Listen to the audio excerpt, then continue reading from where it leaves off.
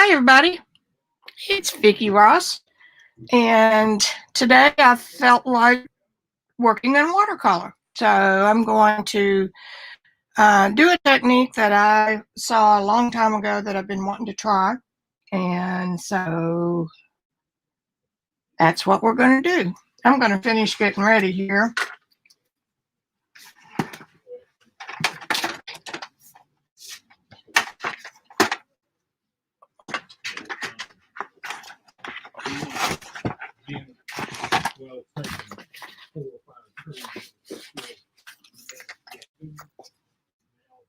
If this is going to work or not.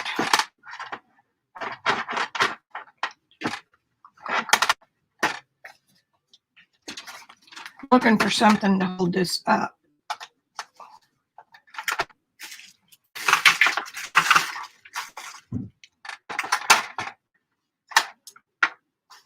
I do believe that'll do.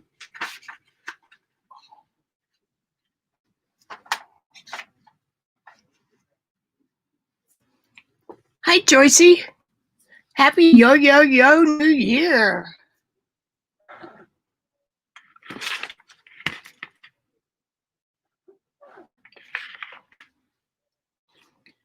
I rerouted a cable and I'm not sure I'm going to be happy with it, but you know, that's who we are.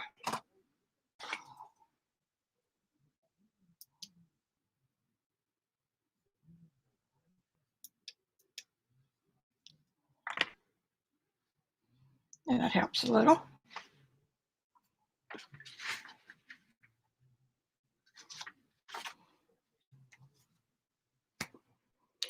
So we'll wait for a few more to come in.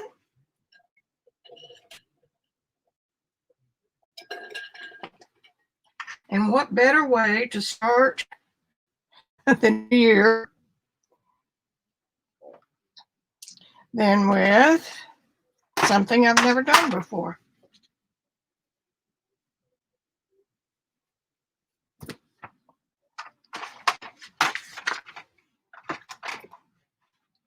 Something to catch water.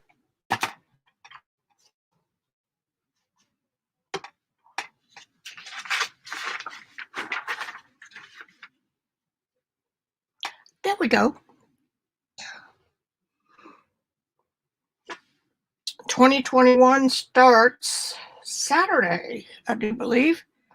And I don't know about you, but I'm kind of glad to see it.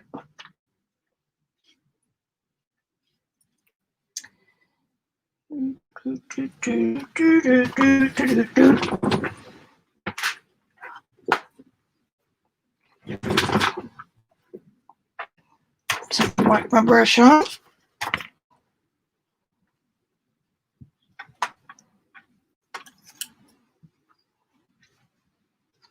Yeah, then.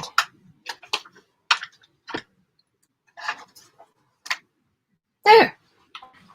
Nice little picture.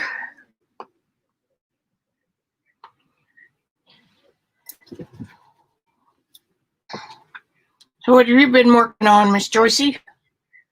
Or you may have gone to get yourself a cup of tea. I know that.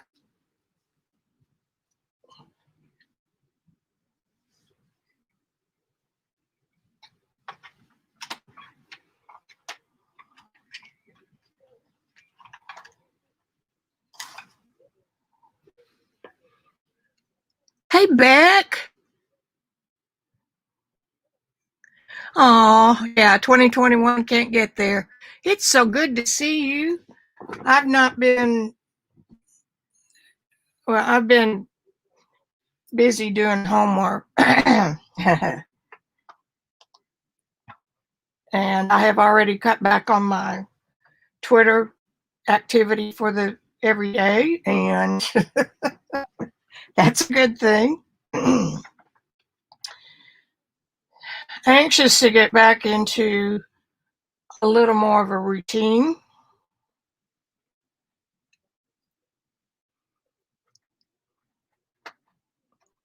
Money envelopes, what you gonna do with them?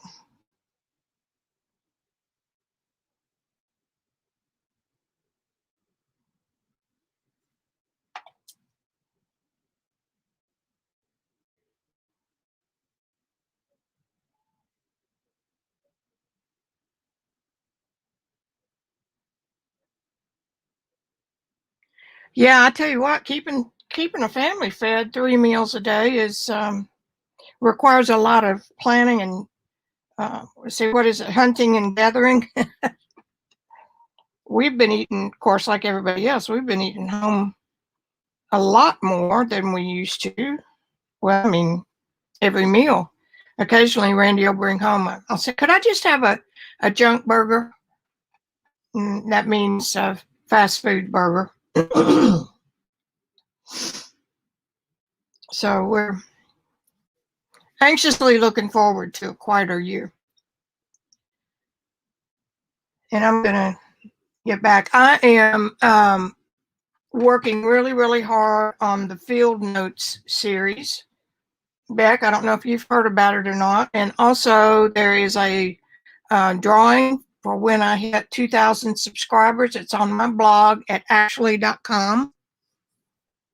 And there's an original painting and some paints and stuff like that to go with it. Just real close to 1900. So it wouldn't take a whole lot of a push to get it over to 2000. And the Field Notes is going to be similar to what I was doing fourth quarter last year. On Sunday, you'll get an exploration of the project. On Monday, I'll paint a project. And on Tuesdays, I'll use my card to make a journal page in the Field Notes.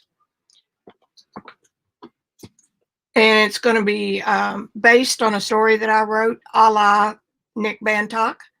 And I think it's going to be fun. So I'm hoping about 2 weeks. Okay. 2 weeks.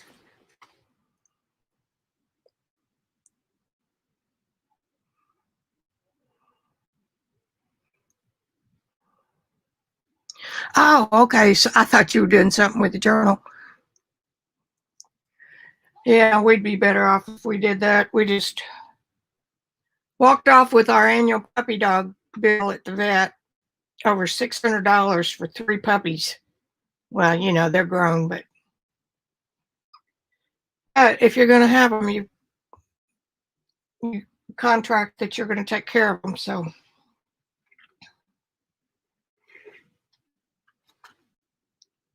and I'm hoping that we can get my little car fixed. She blew a rod or something. And then that doesn't work. Anyway, the engine has to be replaced. The car has 60,000 miles on it, and it's a 2001, so it's far from worn out.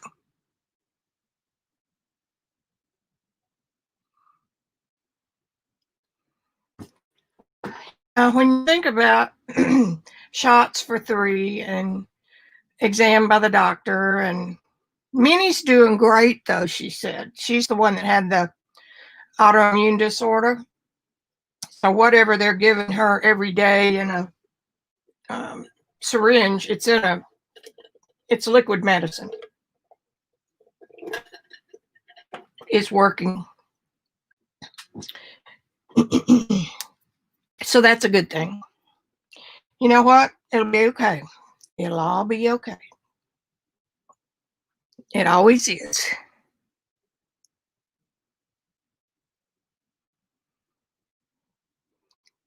A friend of ours gave Randy a turkey that they weren't going to use. So he cooked that on the neighbor's smoker a week or 2 before Christmas. Because when he went out to ours, it was under a cover, but somehow water had gotten to it and completely ruined it. So thank goodness we had access to one next door. So that's all I know about that. And I printed this and I noticed, excuse me, I've got these cute little lines every half inch, which probably means it needs a cleaning.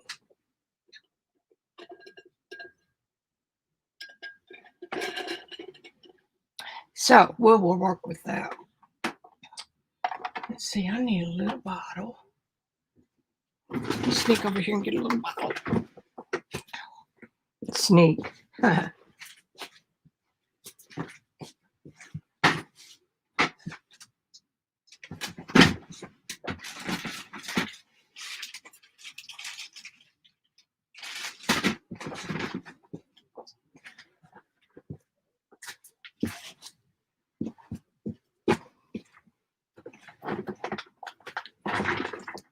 I bought these for alcohol ink, but they will also work for this purpose.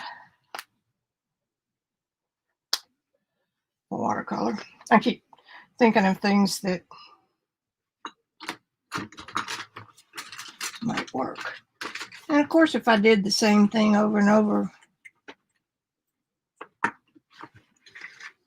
you know how that goes.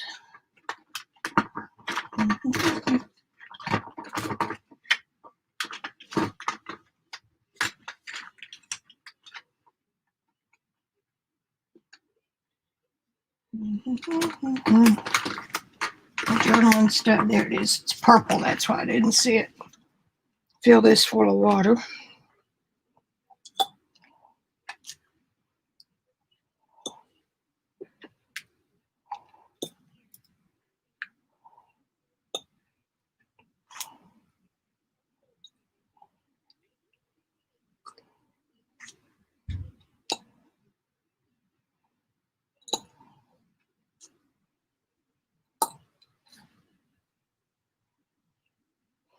I've been using the same sorry little thing for over a year or two. Okay, so that's just got water. A little bit dirty, but it's water. All right, I'm going to go ahead and start. So this is a live presentation, and that means we visit a little bit in between and we relax. And especially during COVID, it's kind of nice to have company of one sort or another, and this suffices in the art world for company. So today I'm going to talk to you about putting the water into watercolor. As I said earlier, this is a new technique for me. Why not? I mean, I'll let it all hang out there. I'm using Schmincke inks, watercolors. I'm using a mop brush, a squirrel quill that I got from AliExpress. And this is a silver Renaissance red sable. And this is a, I forgot his name, Tom Lynch brush. And it's flat, which I'm not used to working with, which would be another good reason. But see how flat how full the belly is? Your craft flats won't be near that full. And this is designed for watercolor to hold water. So those are the two brushes. I have something here that I can put color in. Won't take much. I've got my spray bottle, my distress sprayer, which is the best thing in the whole world. And I need a little pencil.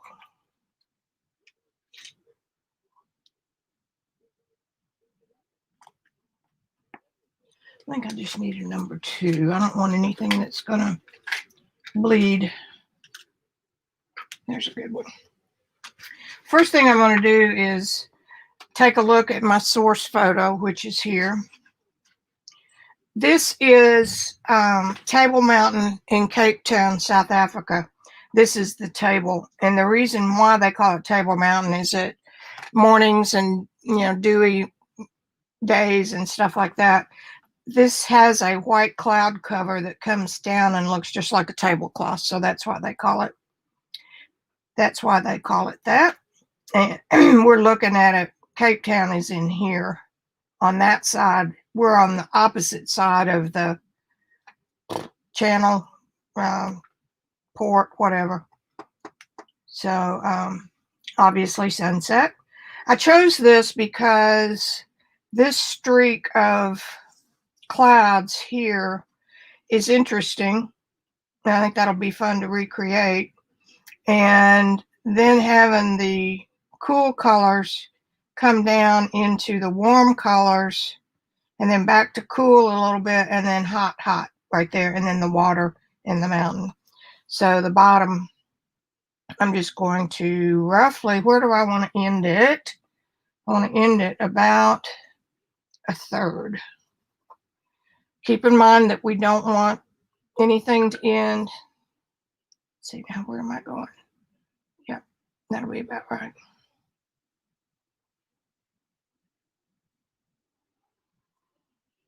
And I'm going to start from over here.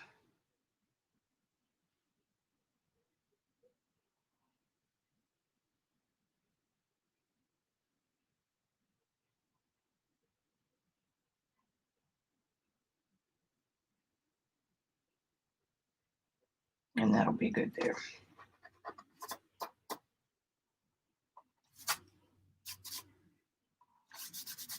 You're better off if you don't erase. Now, I don't know, I built that up too far. Now, let's start over. Okay, this needs to be about right here. So how about we do that first, Miss Vicki? This is our horizon line. And so now we come up, point over.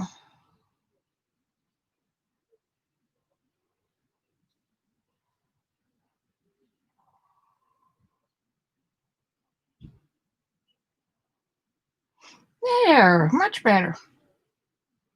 And this actually does come on out. And then horizon line. It's crooked, but it's horizon line. And that's all I'm going to do. Because this will be the detail of what we're doing. Let me get this on my YouTube.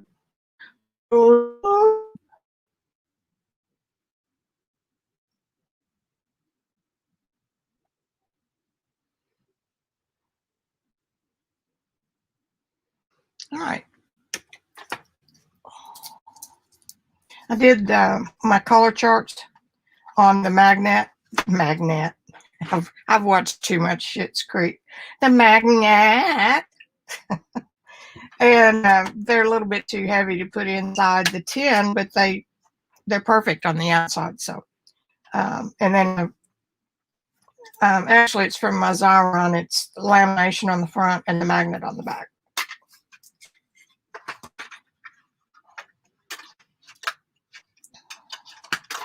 I'm going to pull this way just a little bit so I don't get, doesn't matter because we're talking about water. This is why I'm not crazy about pans. If you have the tubes, you can refill these. So I sprayed all of those generously. And I sprayed them all, but they're going to be, I'll use a limited palette. Okay. I've got a piece of paper. This is B paper. This is the 140 pound, 100% cotton. This is the 90. So I've got the 90 out so that I can test colors on it.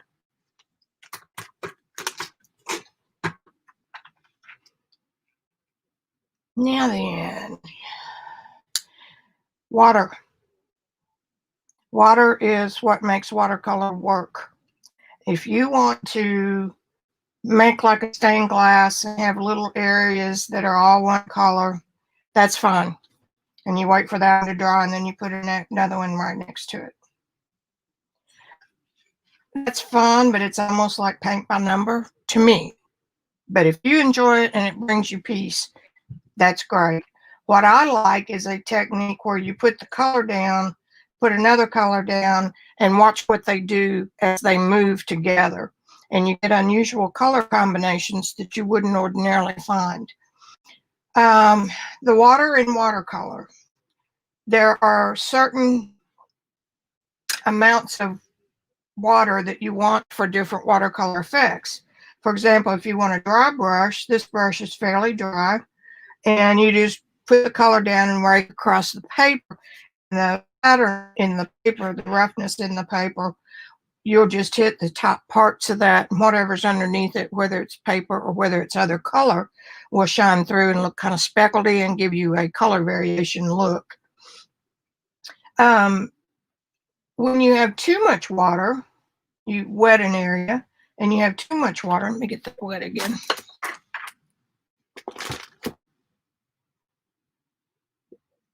You'll end up with puddles on your water.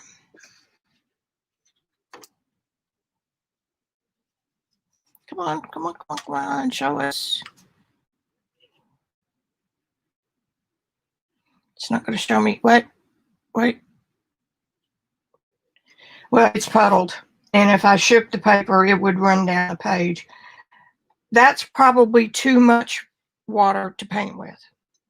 The correct way, or a correct way to get it done, is to put your brush in your water, give it a couple of swishes back and forth, pull it out, and shake it into the floor as hard as you can.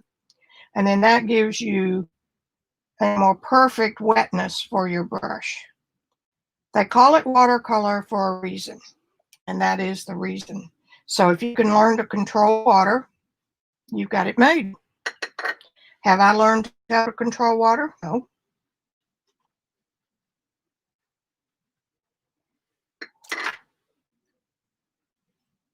I picked this size brush. This is their size 2.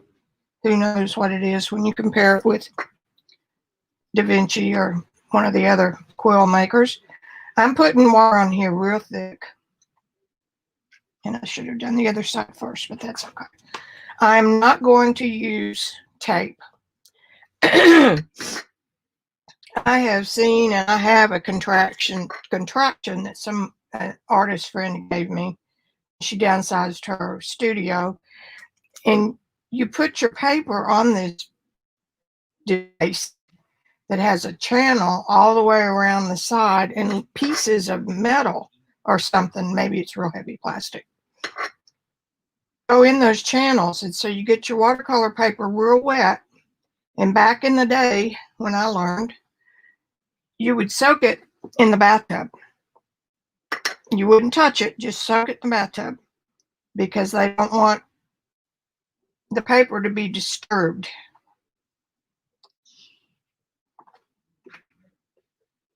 Oh, look, we had some stuff on there.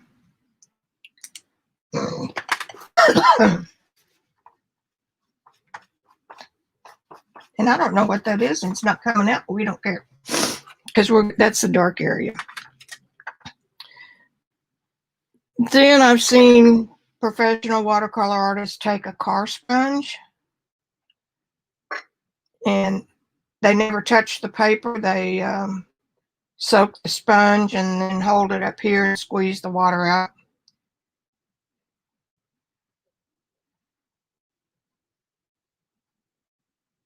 Okay, now I've got a good, excuse me, it's super wet.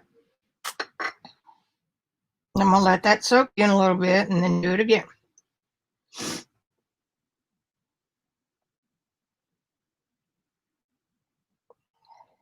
Any questions?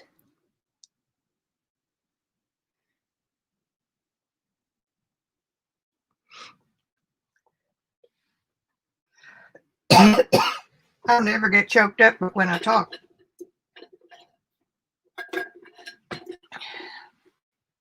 I've got this on a little bit of an incline so that my extra water runs down to the bottom.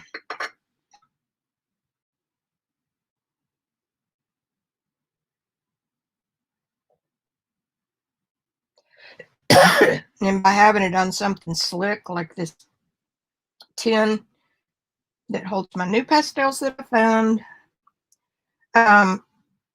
the paper will adhere to it. It will kind of suction itself down. Now, when paper gets wet, it expands. So theoretically, if you tape it down tight enough, it doesn't have room to expand. So what does it do?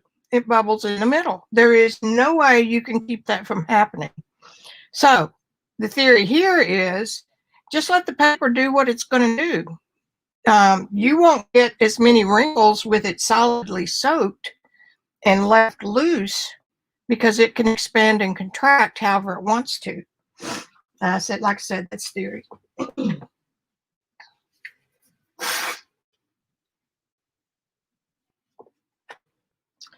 Okie dokie. Now, the first color I'm going to use is the indigo. Maybe. I'm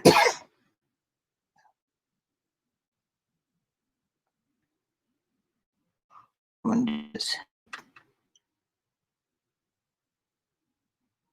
Delft blue.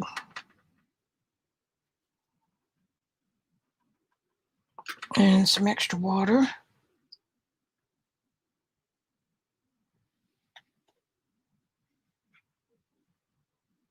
And I'm going to put just a little bit more because it dries lighter.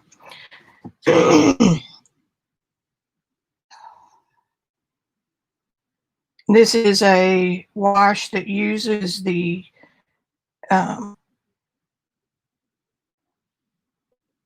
tilt of the paper.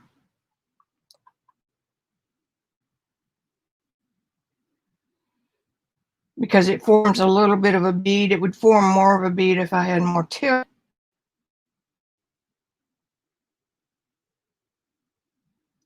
And this sky up here is just perfectly sky. There's not a cloud in sight up this high.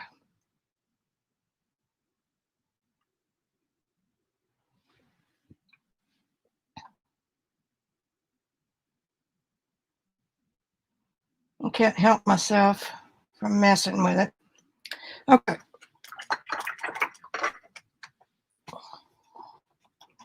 My next color, I'm going to put in this purple. If you don't have a purple, then I'm going to add some alizarin to it.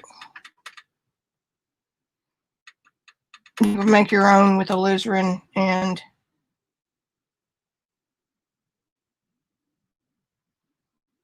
ultramarine or another dark blue.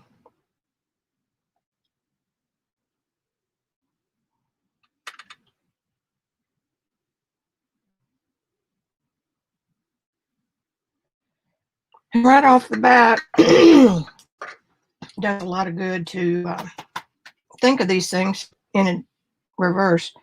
I need the color that is the yellowish color underneath there. And so I'm going to use, this is Indian yellow.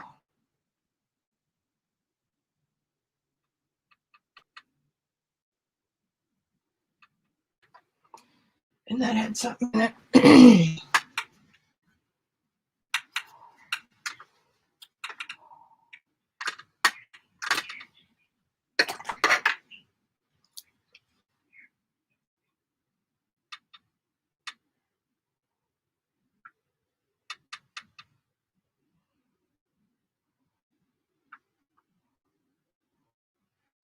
I'm going to leave a little bit of space.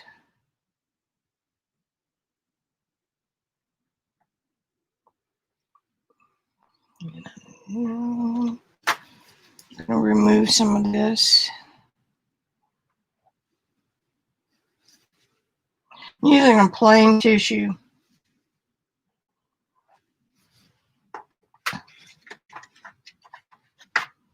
It's about the most absorbent thing you can use. And I'm going to bring this purplish mixture on up here a little bit. I just get so excited I don't pay attention like I should.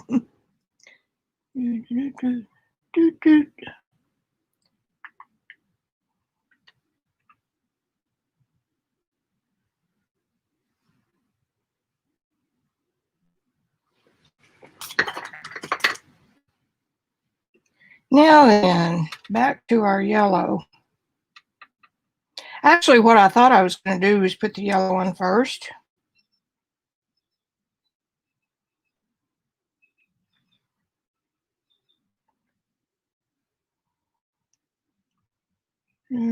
Put put a little bit.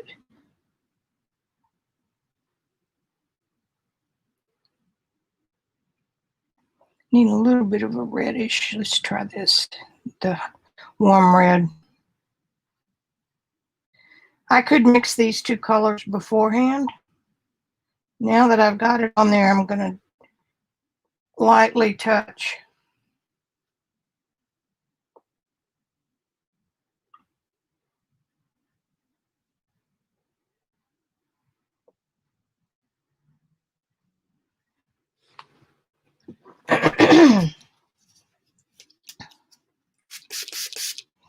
Spray bottle, I want to keep the paper wet. Now then, we're going to put a little bit more of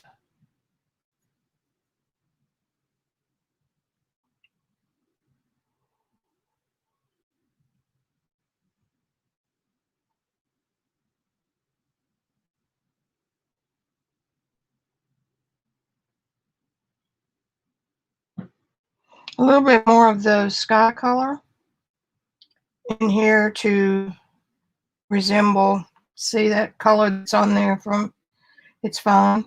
A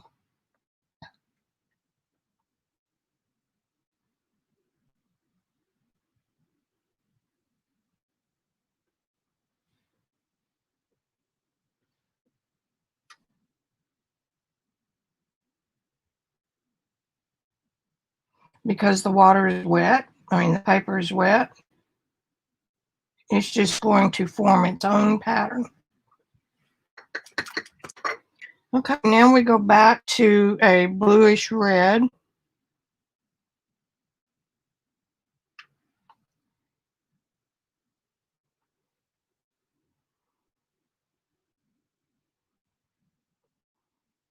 Get a little lighter blue.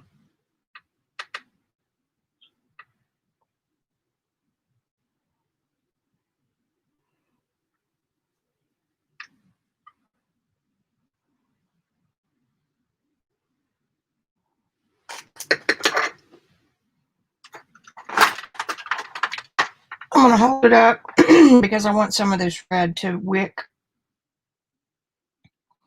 into the blue purple.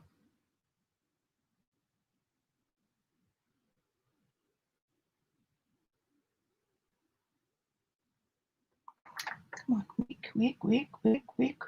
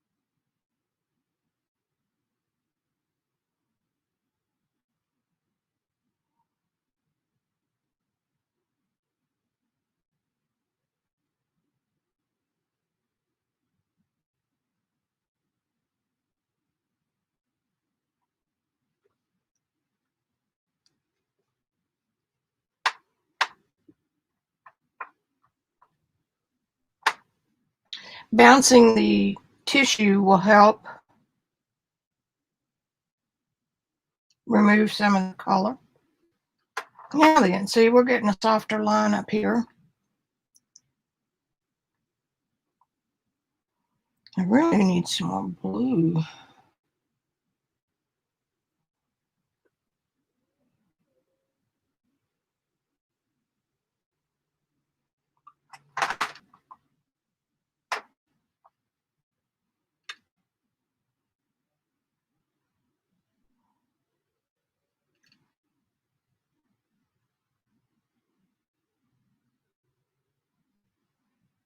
There, that's better.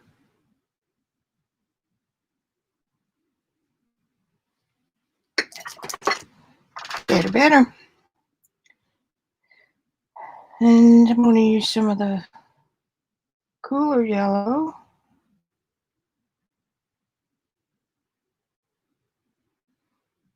Yeah, then that gives us a little better than those clouds.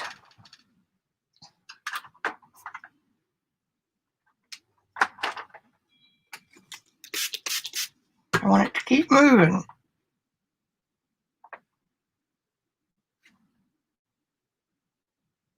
I don't know what that is. Must be a flaw in the paper. Okay, doesn't matter.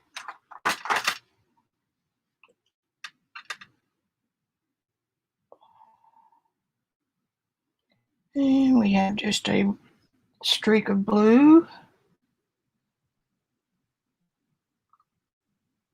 You kind of have to be careful with yellow and blue. Of course, it'll make green. So what you want to do is separate them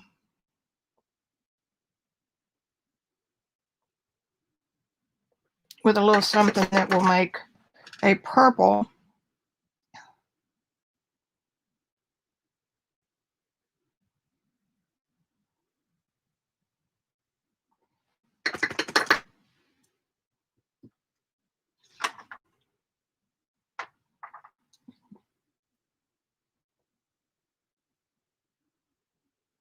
And I just need a little bit of that red.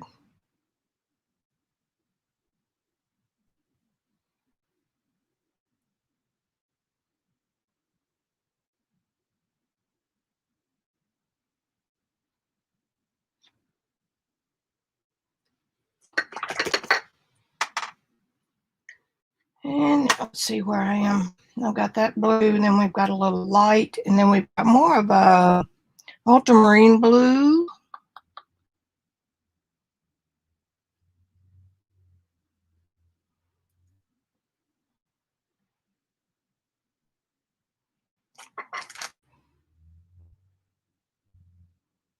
And I'm going to kind of leave an area.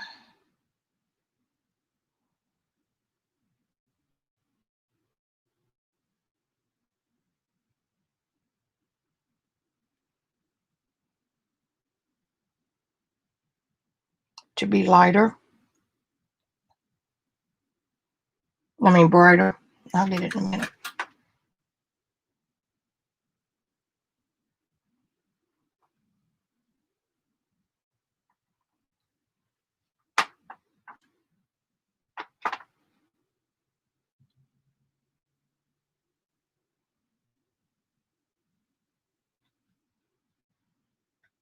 And the good news is you can just start over.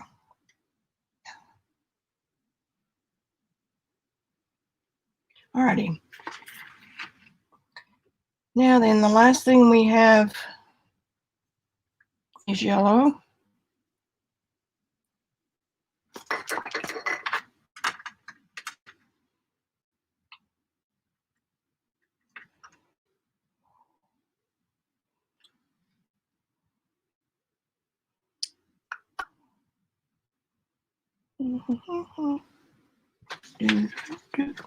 I need a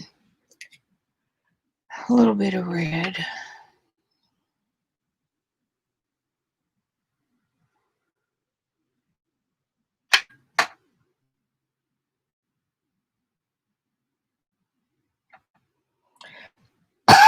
Excuse me. Okay, now the water is just a real dark purplish.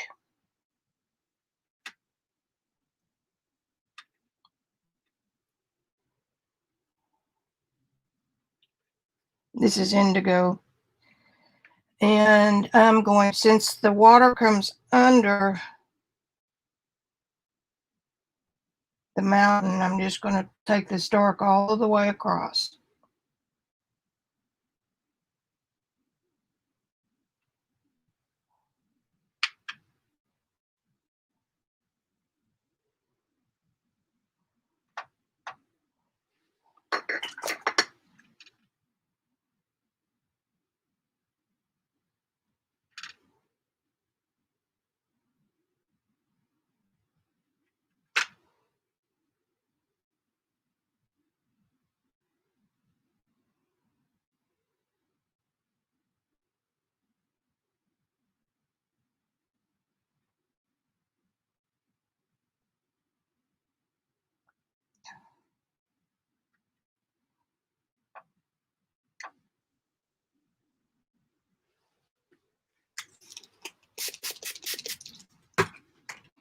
Keeping it wet.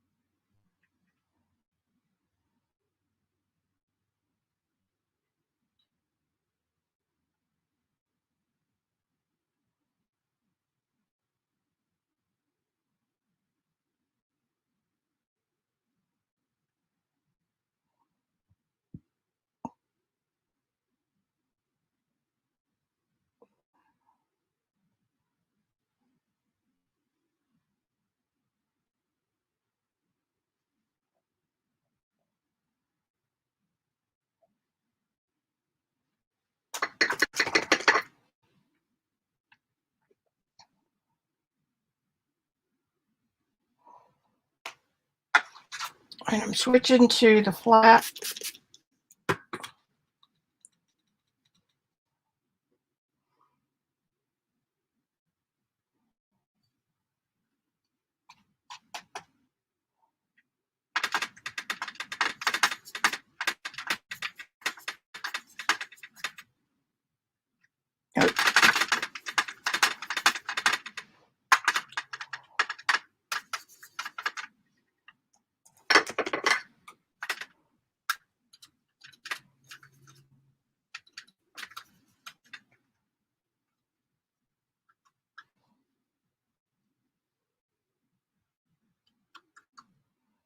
Okay, now I can't see our mountain drawing at all.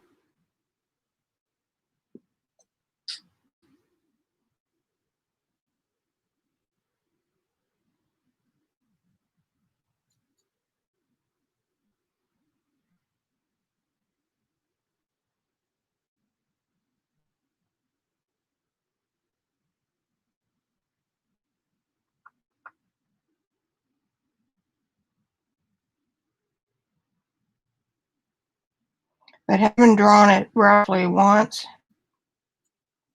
I can do it again.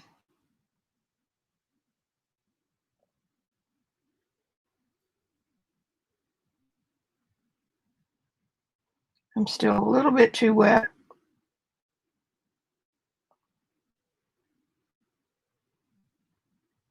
for this stage. So I'm just going to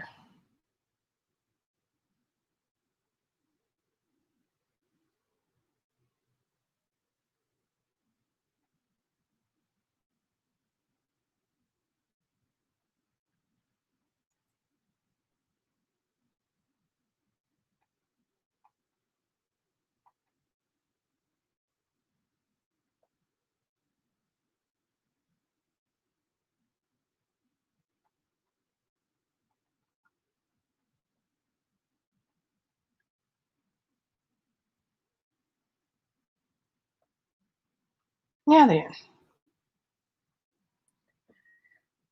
going to sit for a minute and see how this dries. Hey, Deborah. You know, when you get retired, every day's a holiday. But yeah, we've been having some fun.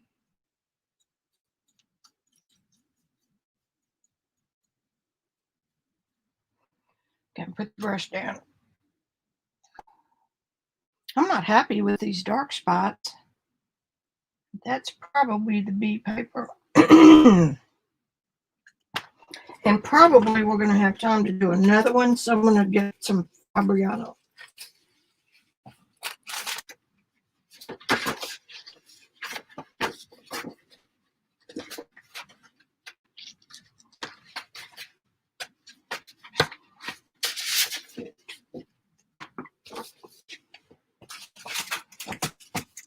And that's a good thing. And then I'll wipe off this that caused that.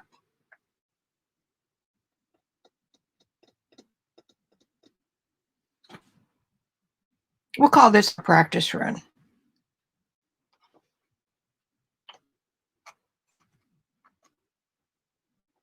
And it is soaking that up from the back, I would guarantee you.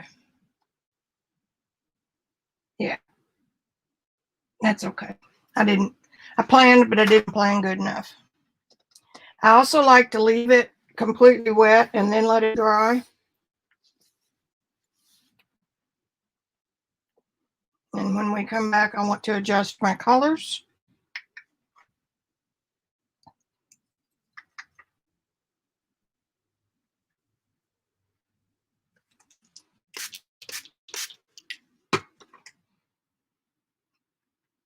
I want more of a salmon color.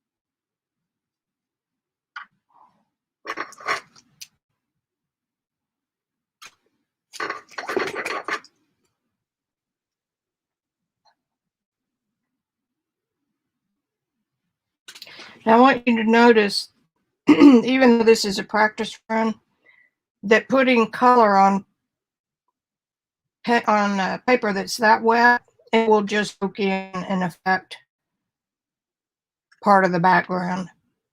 We don't want it to be quite that wet when we do this. So I think what I'm going to do is dry that area.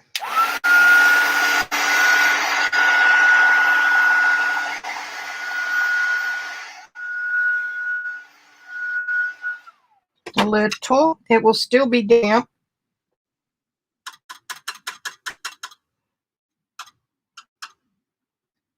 All right, so we want the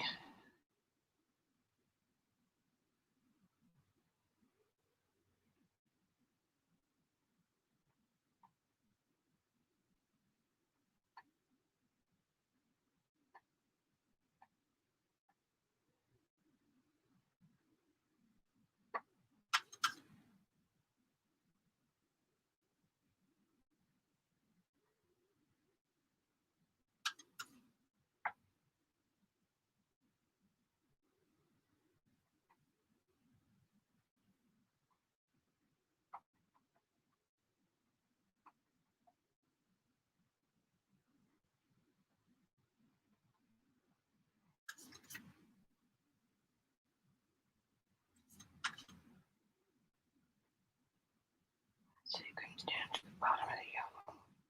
Talking to myself.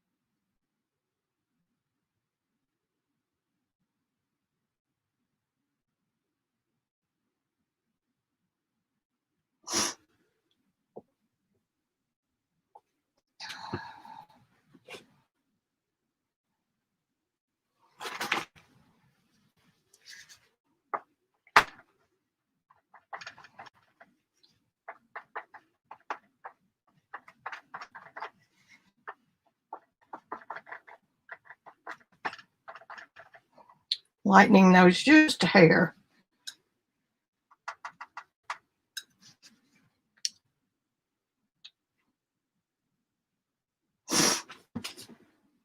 See how much lighter that worked? I mean, dried.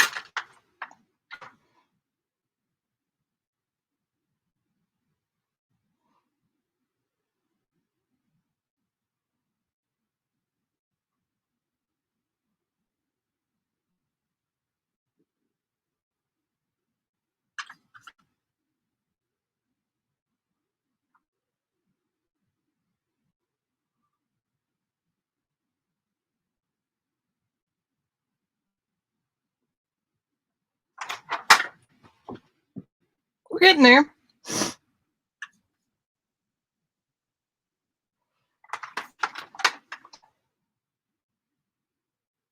And see, not a wrinkle one in the paper. I saw this demonstrated by an English painter. They know their stuff.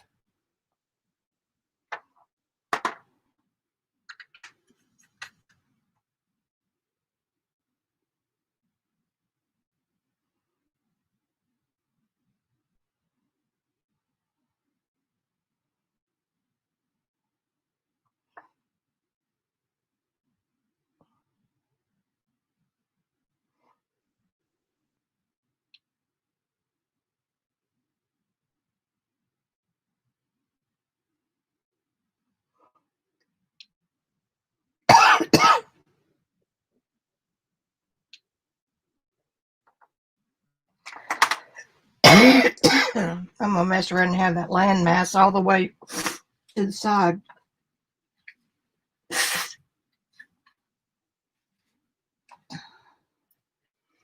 I don't think I'm gonna buy any more bead paper when I run out. And I don't think Jerry's, they keep saying coming for this Fabriano pack, but it's just about the same price to buy a full sheet and split it up yourself.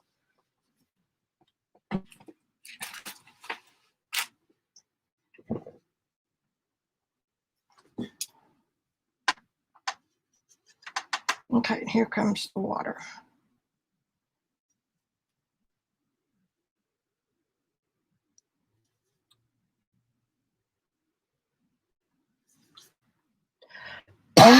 Damn it.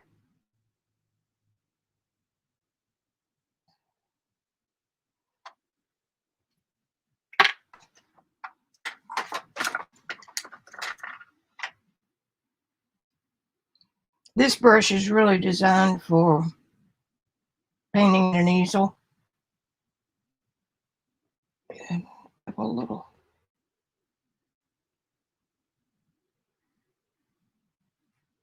I got something rather unexpected here. I got a little bit of a reflection from the sky.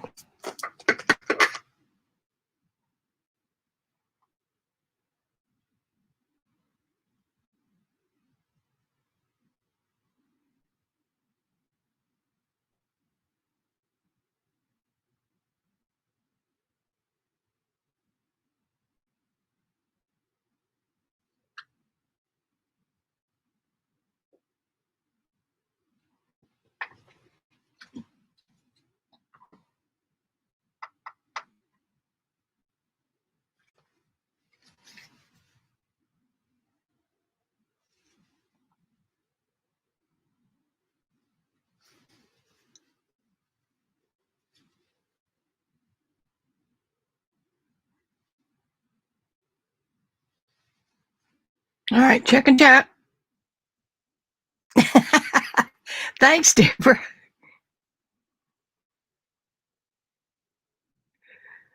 Oh, okay, I'll try to do better.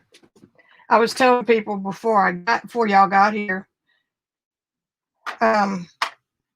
This is a new technique for me, and I've loved watching it develop on the YouTube channel that the girl does. If I could remember her name, I would give it to you. She just wets her paper on a smooth surface and on a non-porous surface, so it has to be something that won't suck up the water.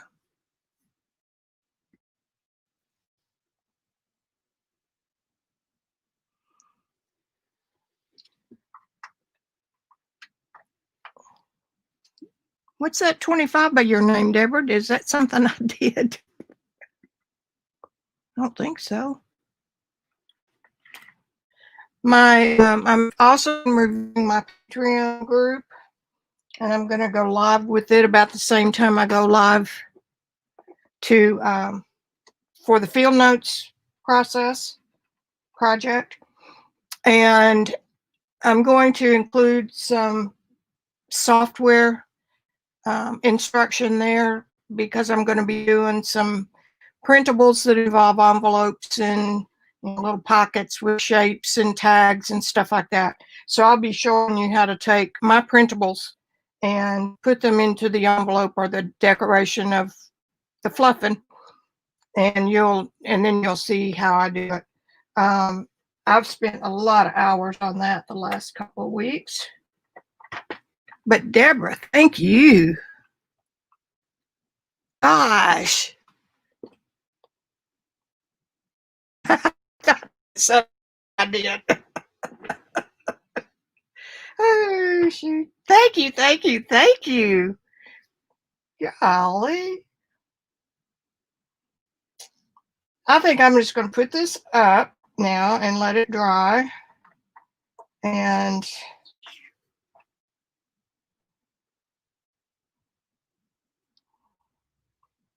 put it right there. See if I can clean this good enough to use it. If not,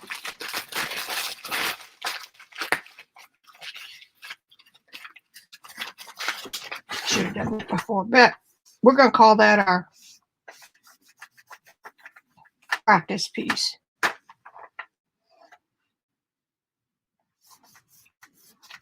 And in watercolor, as everything else, artists usually paint starters.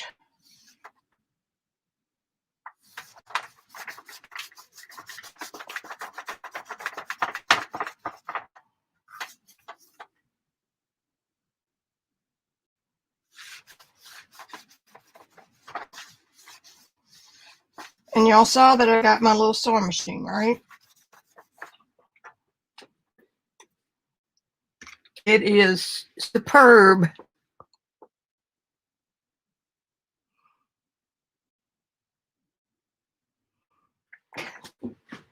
Hey, I'm just tickled. All right, now this time I'm going to be a little more careful. Big sprayer.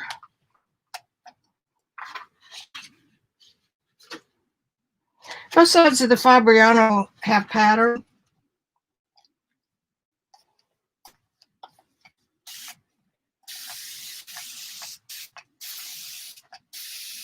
This is my Hobby Lobby sprayer, and it's great. Okay, so we're going to say that's my backside. This is what it looks like. And it works like the Tim Holtz. You just push it down part way and you get a kind of a powder, a mist. Okay, yeah. And by doing this way, you don't have to tape down your paper. Wouldn't work with a dry technique.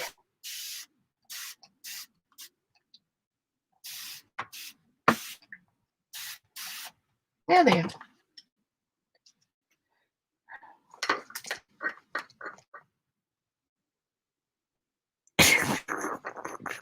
I had a cat that walked across my keyboard one time, and I'm Mac, and the software program was a layout program that I used to use 12 hours a day, Quark Express. Anyway, she walked across the keyboard, or he, and this little robot came out, and he was like an icon, like pixels. He was just a little bitty, and it was he just kept walking across the stage until he got to the box I was working on that was highlighted, and then he went and it blew up. Of course, it was just for fun, but then we had to figure out what made that happen.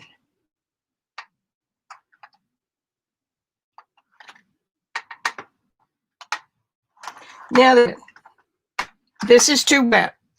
If I could get some light to shine on it.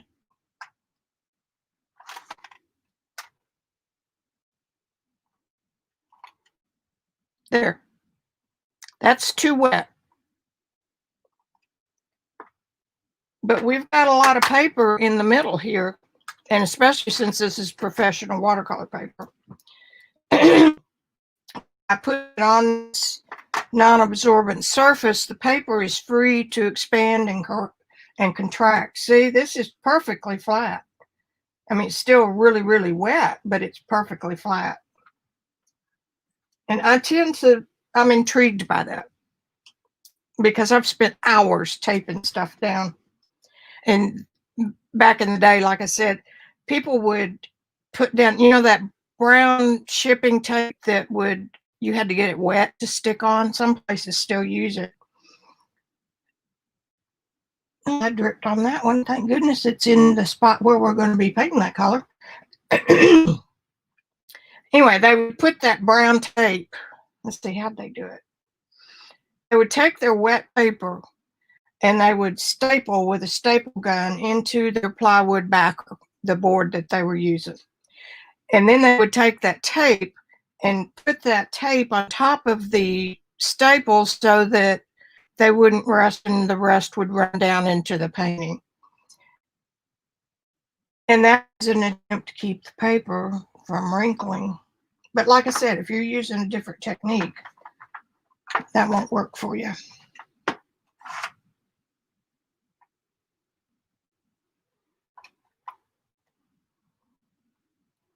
Now we're beginning to get up here in these corners. See the difference in the light?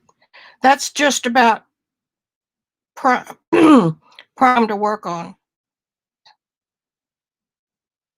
And you have to do this a lot to find out what your maximum painting time is in that amount of wetness. All right.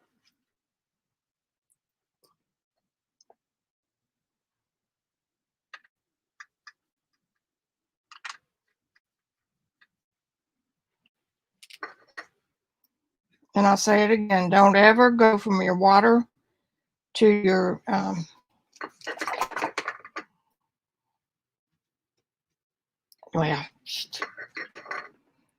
mix that paint and then I rinsed off my brush, got it wet, and then I shake it into the floor, and that gets the perfect amount of water in your brush. Now you can pick up paint.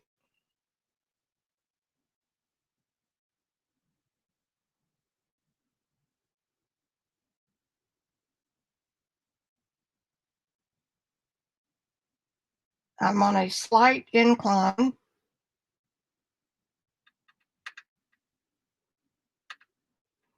I always try to have as much as I'm going to need mixed up beforehand.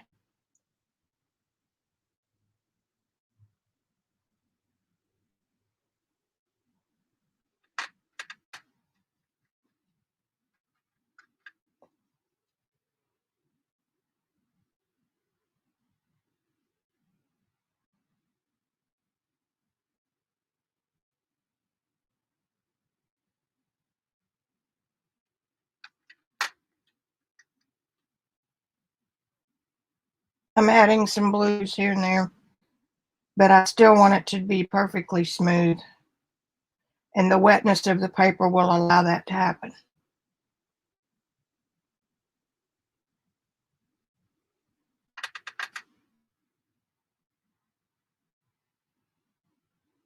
I want the color change to be gradual.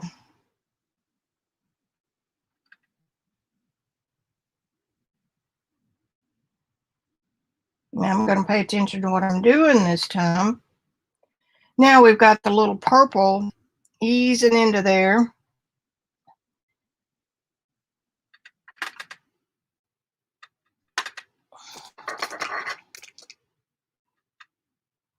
I'm going to add a little bit of alizarin to that purple, and I'm going to come in about right here.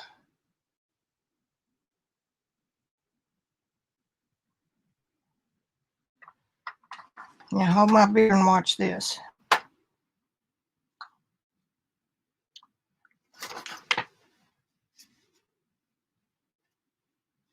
That wasn't it. Come on.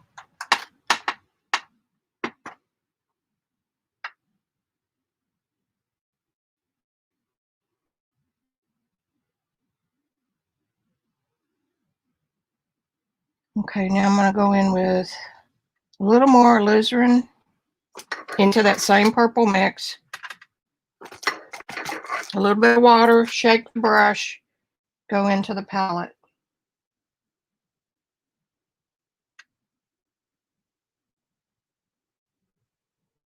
I didn't get too much of a change there.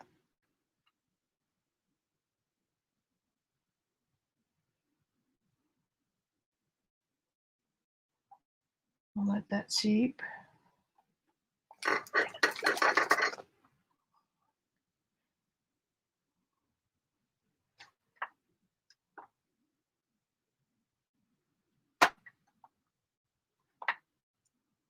That looks like a hair. No, well, quills do that.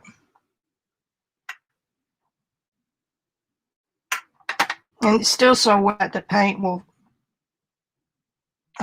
fill that up. A little more.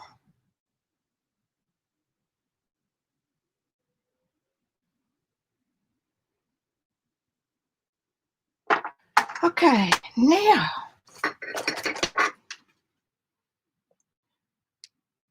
I mixed up a salmon earlier. I need to get a little more water in there. That was this and the yellow.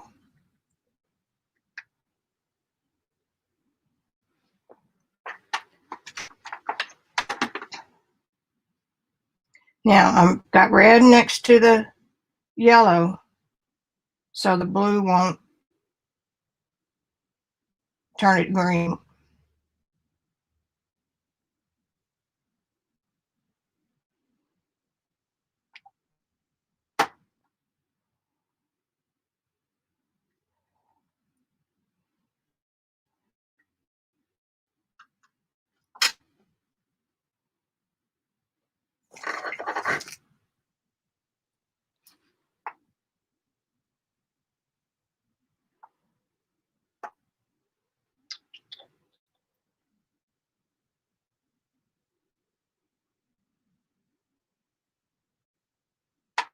This is where the goal here is to let the watercolor do the work.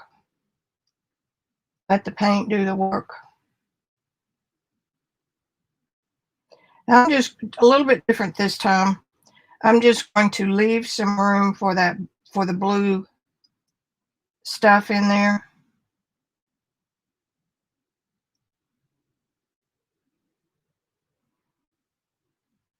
Now I need another. Hey, Mel. Yeah, this is a friend of ours who has she went to France with us once. I'm putting a line of red down.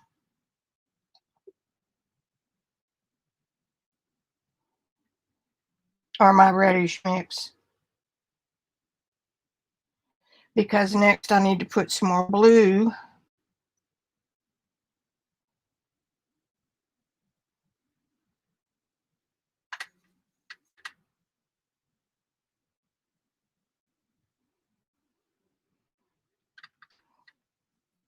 I wish you could see too.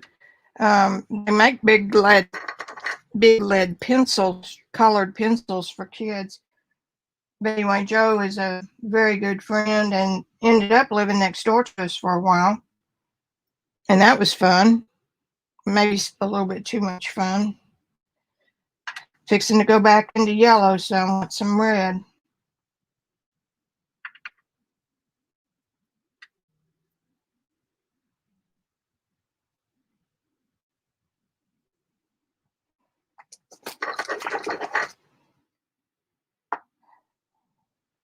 Little.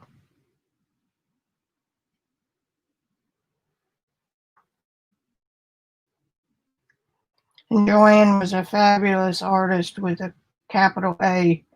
She could just sit down and paint whatever she woke up dreaming about.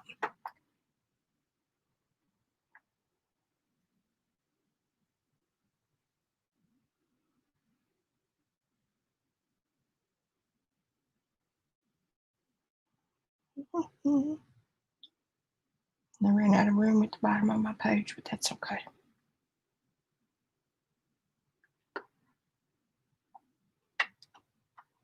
And now that dark water.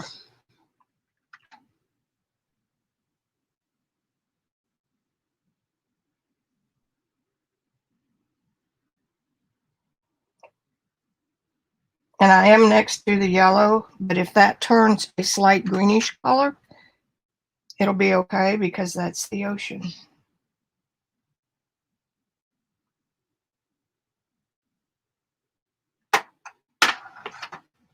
Now then, I got a much prettier blend that time.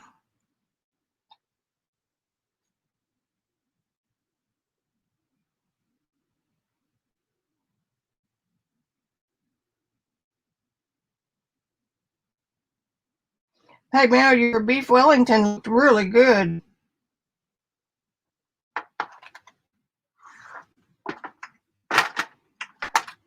Much prettier.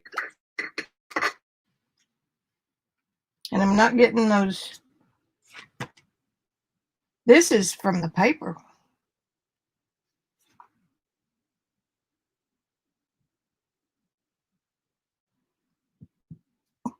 Here, here, all those little dots. That's from the paper. Now this big splotch right here is from the dirty tin I put it on.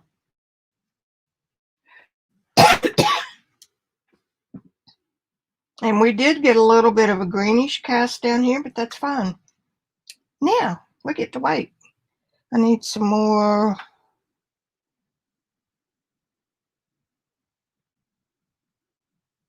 I really don't want that yellow coming in there.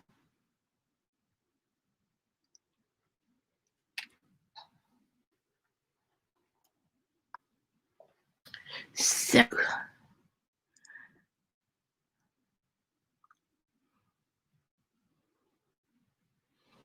ooh, it looks good on screen. Ah, I'm still enough of a beginner that this stuff never gets old. I think that everybody is a beginner artist forever.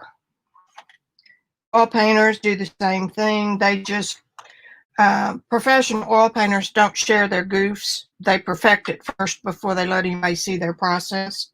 And some of them never let anybody see their process. Secret.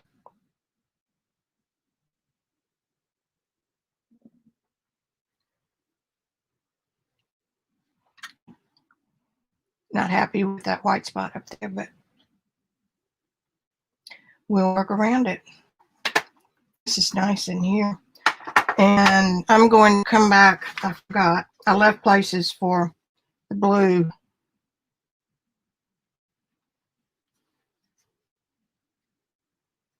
The tissue is the best lifting while your watercolor is still wet. You can get some really nice textures by how you wad up your.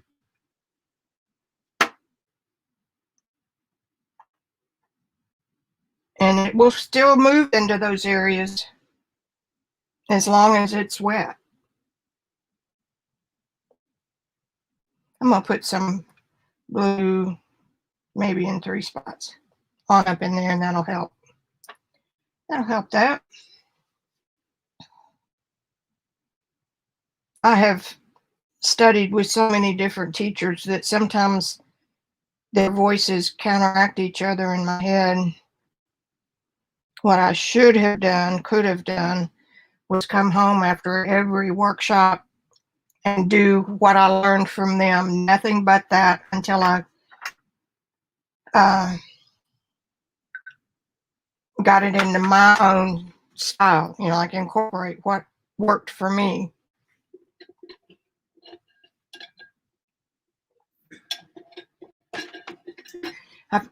There's a picture here that just popped up. This was about my 3rd attempt at painting. That's daughter Betsy. And I remember the teacher came up and mixed up some paint real quick and just put that dark swatch right there on her sleeve, back there and down here, and it made the whole thing pop. And now I've learned that faces are the hardest to do in watercolor. And I'm scared of it now. How about that? Now, when the mountain comes in here, this is really pretty in here. It could be a little darker, but we're going to see. We're going to see.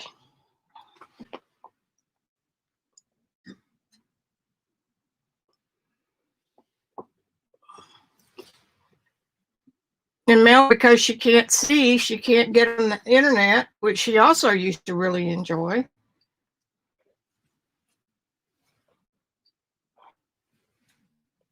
But as far as the water in this picture, you know, I said this is study about water.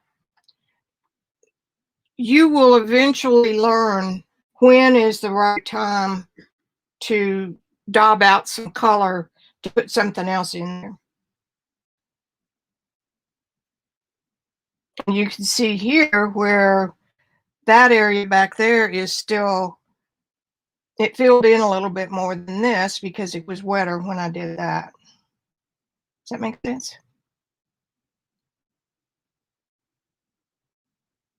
And it is still moving. You may not notice it, but until it dries, that pigment is still working with each other.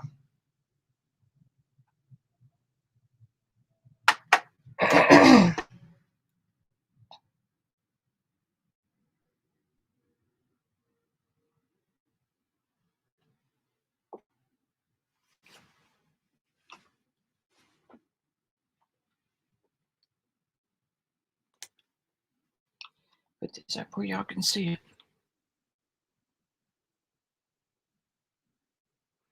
If I'm working on a bigger, like a half sheet or a full sheet, I'll have it tilted 45-degree angle, sort of, because the beads that you get at the bottom, the paper's bigger.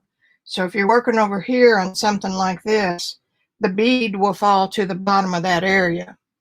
So you'll have a bead at the bottom of that. So if you're over here and then come back over here, you can pick up that bead and you won't get an obvious demarcation like I've got right here.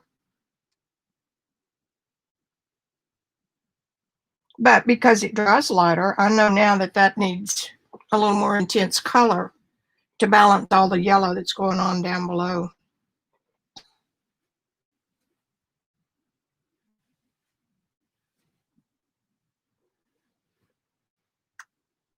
Still way wet, but perfectly flat.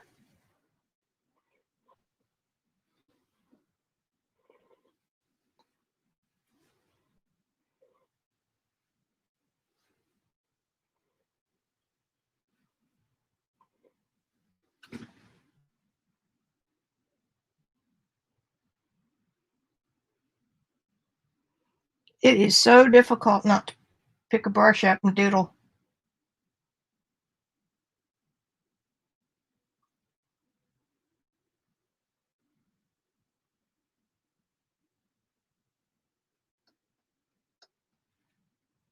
And I think for the sake of this being a live video, I'm going to stop the movement and dry it.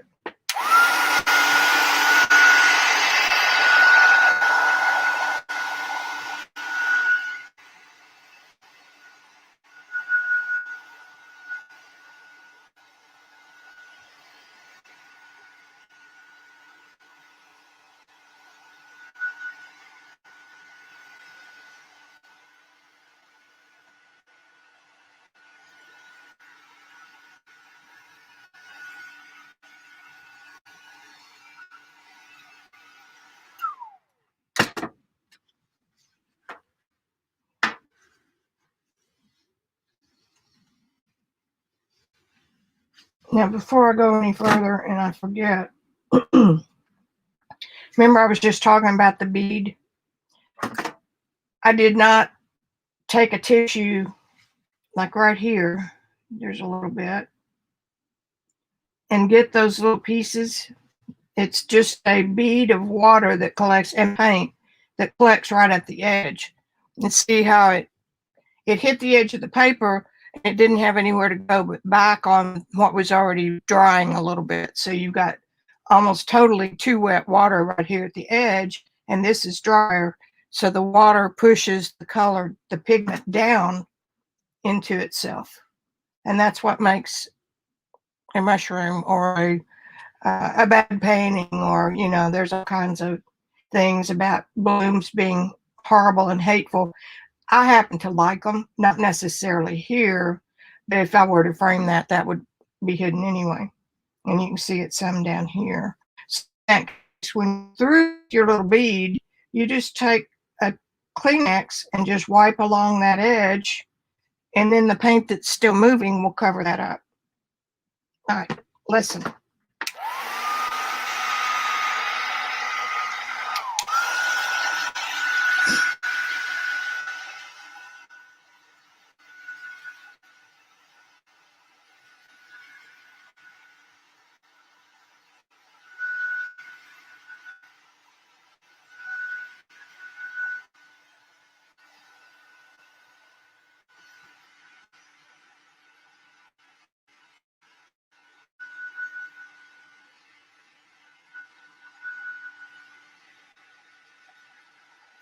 Another observation, the front is drier than the back, and that's what's causing the curl.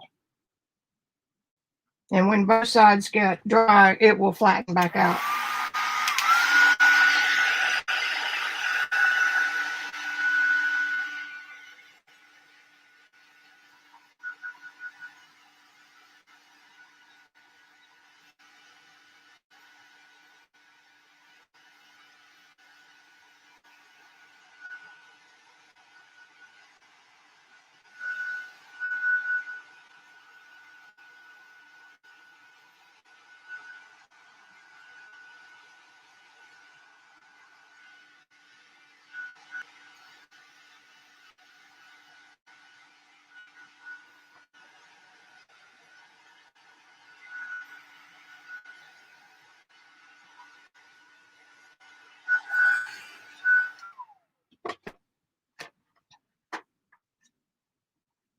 All right. My paper got wet, so it does what jets do.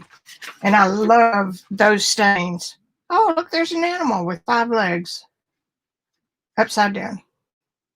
I love to use those papers in my collage. So when I get done with something I've printed for reference, I'll spray more water on it and let it dry, and then you'll have some neat stuff to use. All right. I really want a little more orange in here, a little less yellow. And I think I can do that.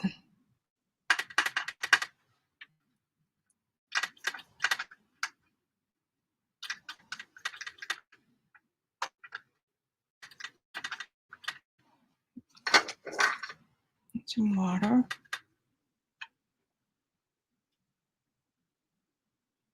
Try it on my test piece. That's not too bad. I'm gonna keep working with the.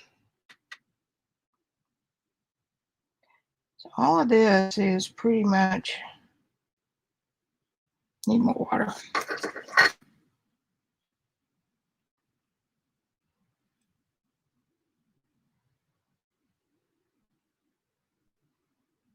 Pretty much the same color.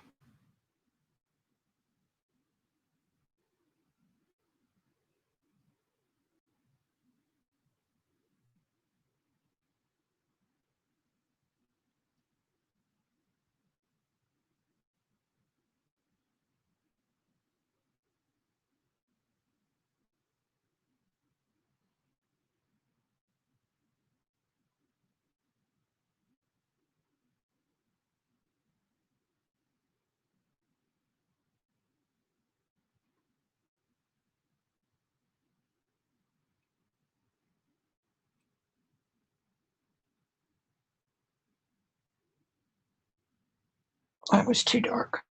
Oh wait, I got another little spot right over here. There, that's better.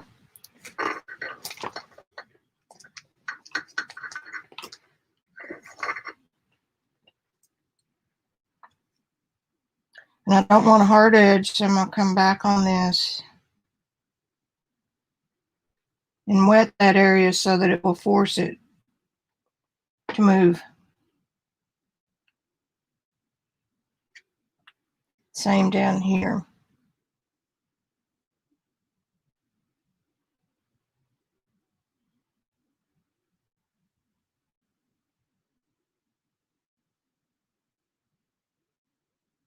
Okay, that worked.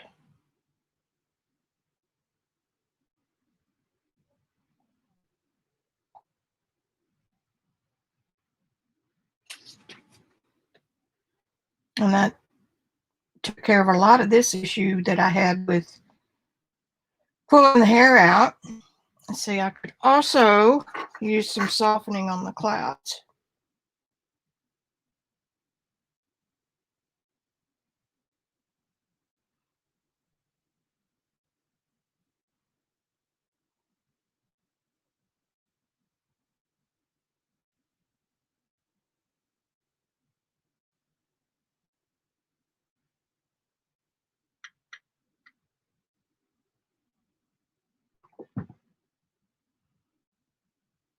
Always look for hard edges. You can always get one back in, but if you've got one where you don't want it, it turns into a fight for the focal point.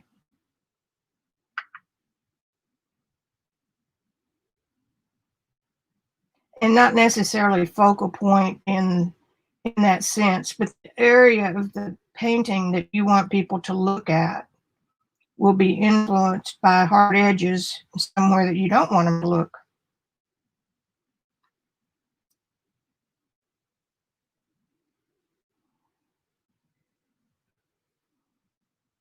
The paper was not totally dry, so I am getting some bleeds. We'll just see what happens.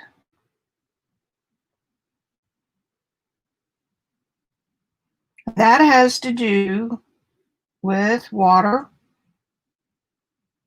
with one area being damper than another.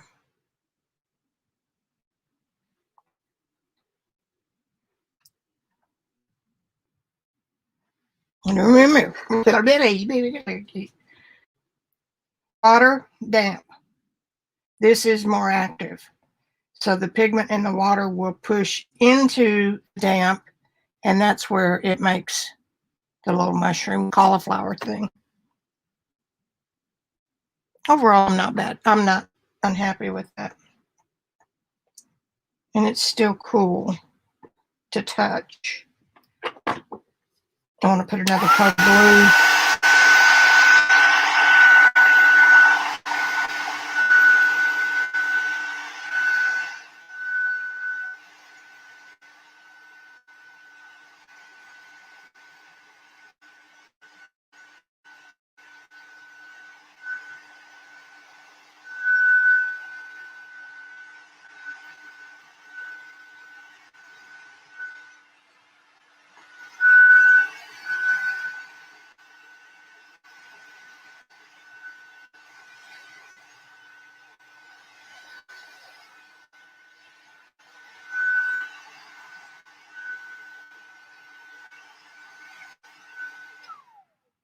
I'm going to pick this up and show y'all once again.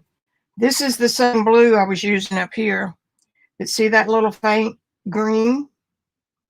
That's what, when you're painting skies and stuff, you don't ever want to go bright yellow sunshine and blue sky, because you'll get green every time. Here it's believable because that's the land mass, that's the ocean. Yeah, I'm just saying. But you don't want green up in here.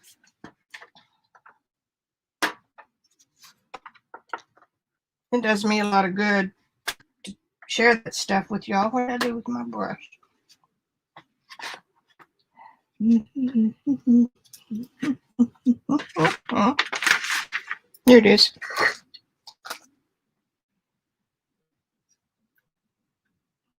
Okay.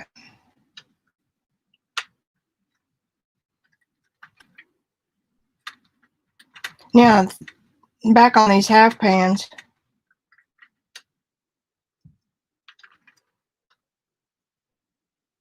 as they begin to get more and more empty, I'm going to have a quandary. Do I buy Sennelier paints in tubes to fill it back up, or do I just gradually get rid of it? I'm going to wet this.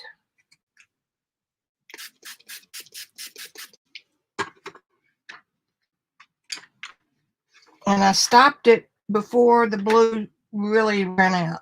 Okay. Let's see what happens.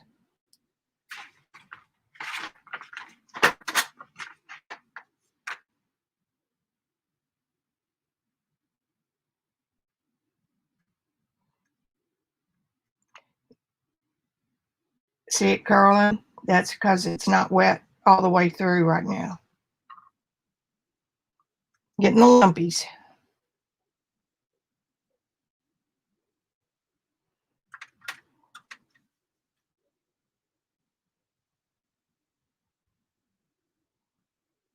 When you're going back over dry color, try not to go back over it more than once. And these brushes, quill brushes, are designed to hold a lot of water. I missed that little section. So if you get it loaded up with water and pigment,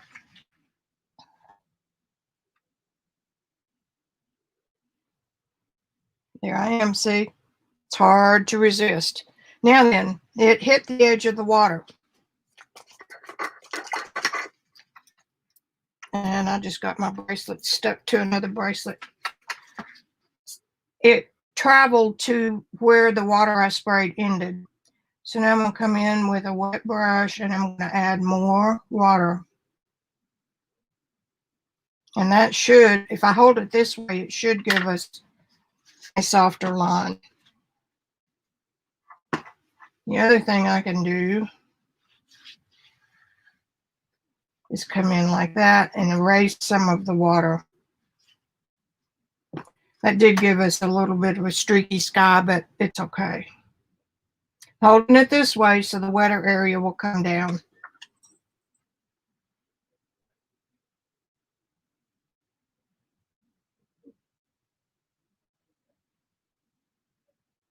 Now I'm diddling. Stop it. Brush down. And now because, shit. Sorry. Because that was wetter. Okay, now you're going to leave it alone. Yeah. It's a dance with watercolor. It's pretty much you get one crack at it.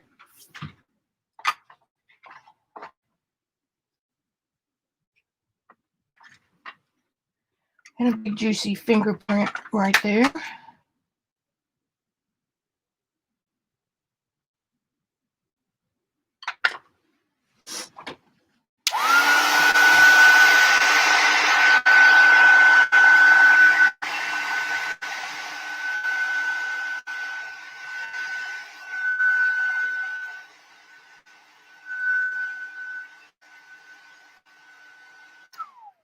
Just enough to dampen it, to dry it where there's not so many, where it's not just still moving on these spots.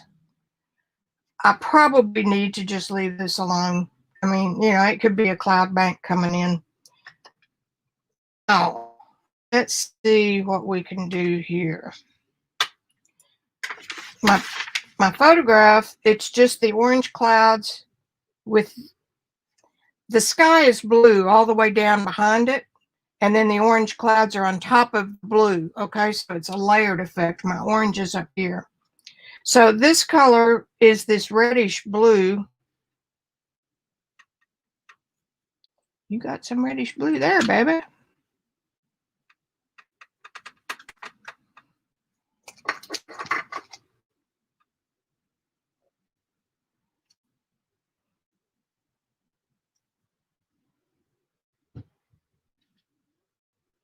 And then see, it turns to the yellowish color that I just got rid of.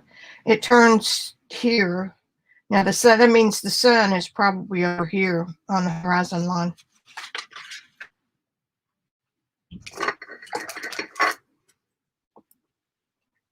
And these are small areas, so I'm going to try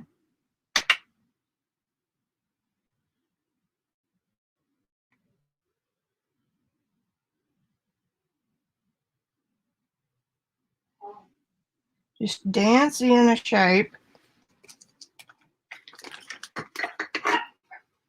And then I'm going to come around it with a damp brush.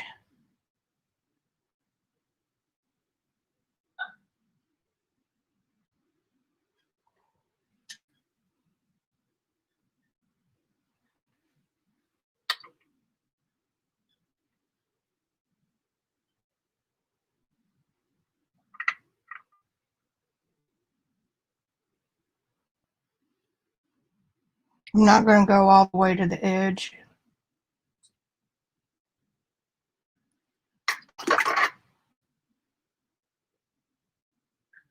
Don't forget to shake your brush or dab it in a rag before you touch your paper, because you want to control that water.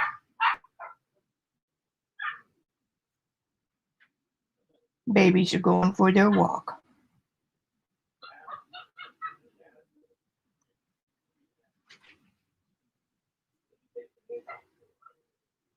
The end result, I want it to go all the way to the edge, but I don't want it to go darkly. In other words, I want to put the paint in the middle of the white area and then let it do its thing. My brush is pretty dry at this point.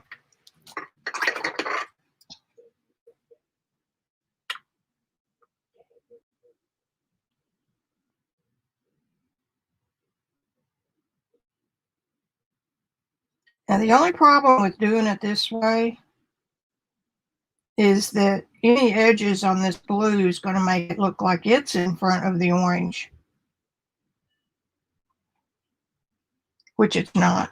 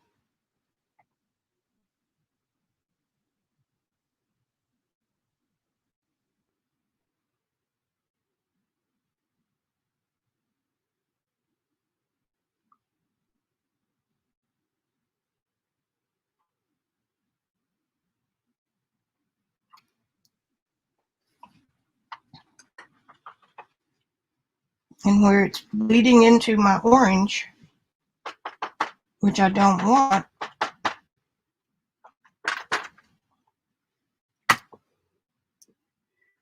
all right, I think we've tackled that. Now, we'll come back, and that may get another coat.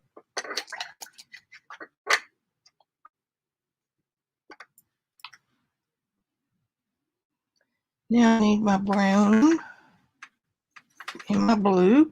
I decided that's going to be my landmass color.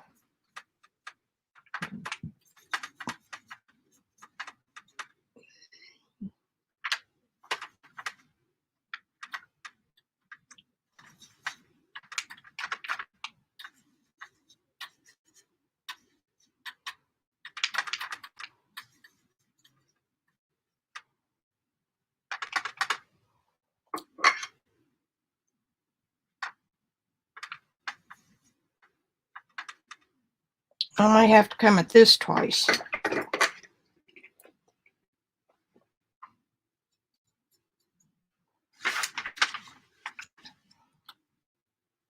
This is supposedly at the bottom, so this time I'm starting in the middle. I've started at both ends.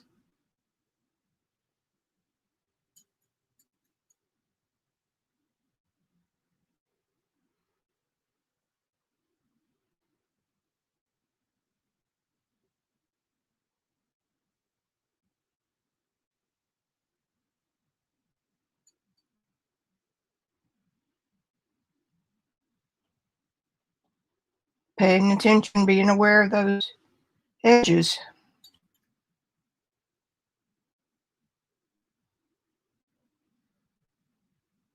And from those of you who weren't here earlier, this is Table Mountain, and it overlooks, where am I? Do, do,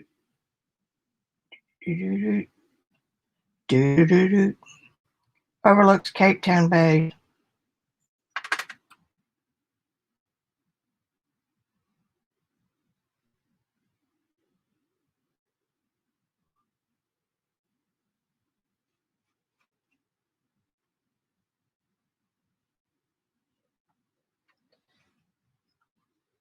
The Bay Area is right in here.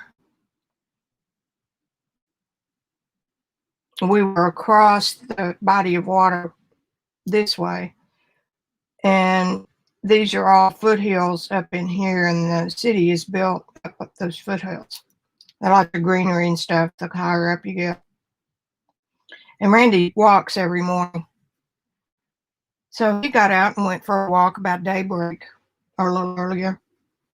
And at one point he looked up and he said there were people crawling out of those bushes like ants. He said it was unbelievable. That's where they live. They sleep under those bushes. And in the daytime, they come down to find whatever work they can. That was an eye-opening trip. And I didn't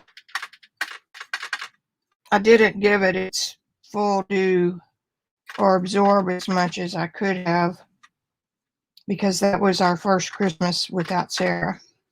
Our friends had practically forced us to go, and I'm not much of a traveler. In fact, that was my first passport. And then to be in a completely different country where the stars are different, you know, it was weird. Of course, if you're going to do a trip like that, really need to have people that live there. Maureen was raised there, so she knows the ins and outs. She was there during the apartheid riots. She was in school. And then she married a Navy guy, and that's the rest of that story.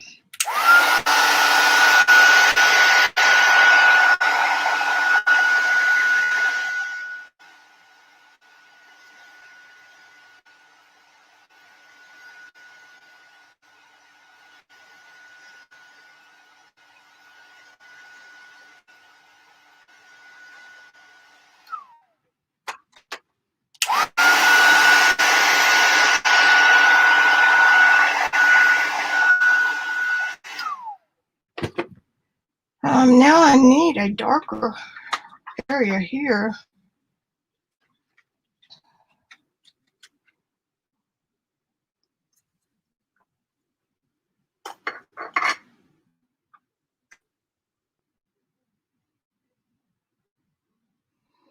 Add a little bit of blue to that orange.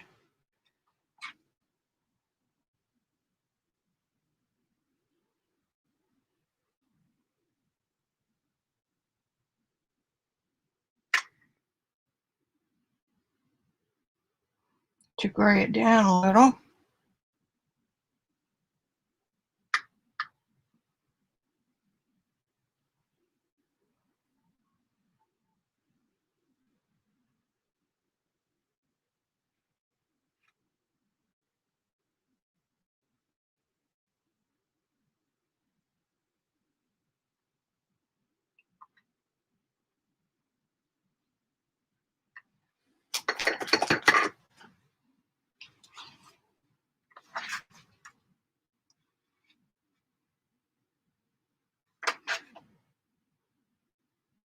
Yeah. Going over those edges.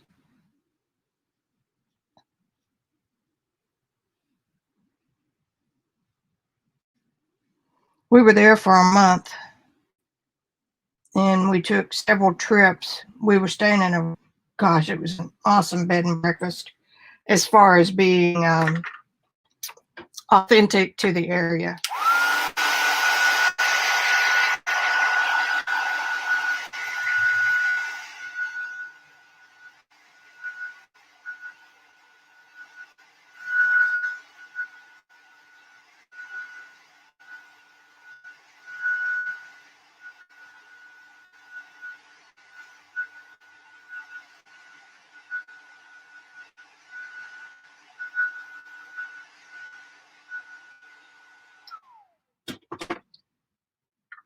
we took several trips. I'm going to put some more blue in there and see what color I get. It's a gray color.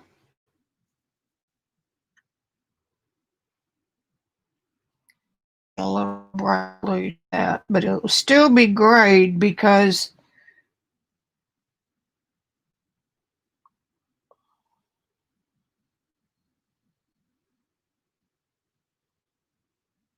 the orange and blue are complements.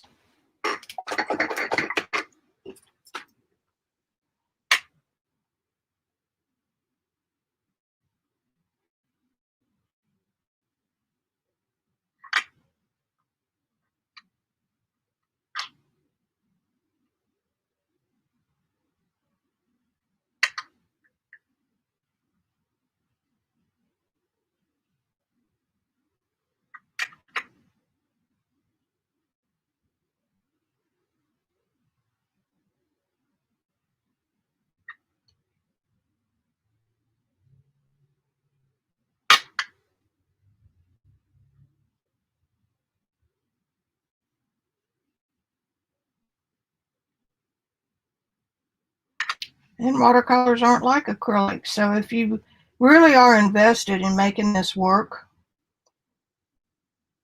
then you may want to come back and put acrylic on top of it or soft pastel to make it more the way you wanted it to be. Does that make sense? And then you're working in mixed media.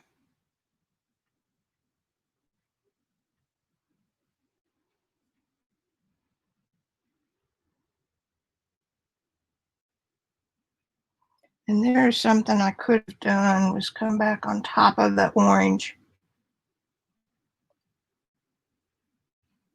But you don't know until you try it, so.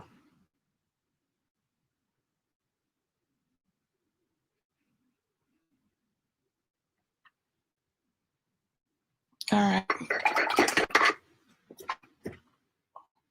What are you going to do?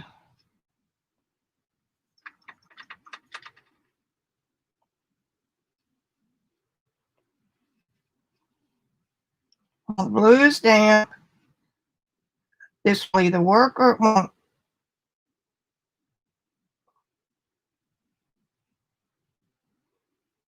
This is glazing in watercolor. Until you get the color you want, just keep glazing.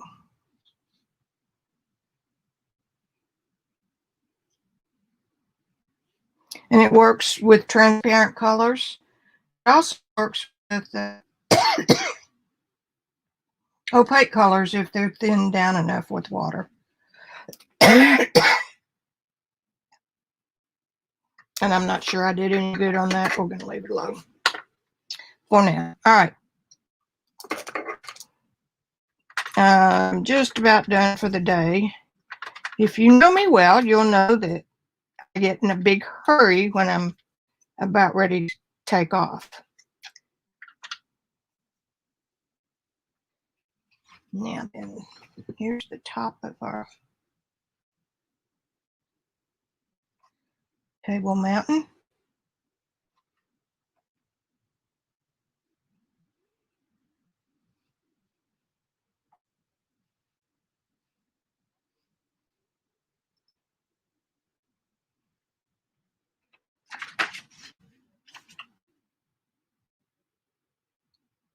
I get told all the time how people enjoy my wackadoodle method of letting you see how I solve problems. And the only way to do that is to do it this way, where you actually see me solve them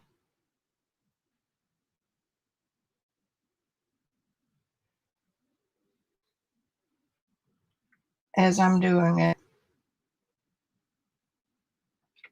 So this sure is not a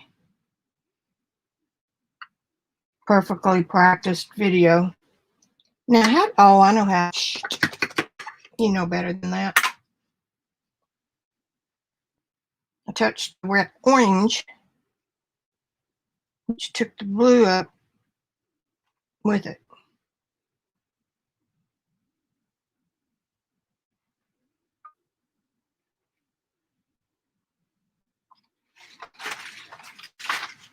Not happy with this at all.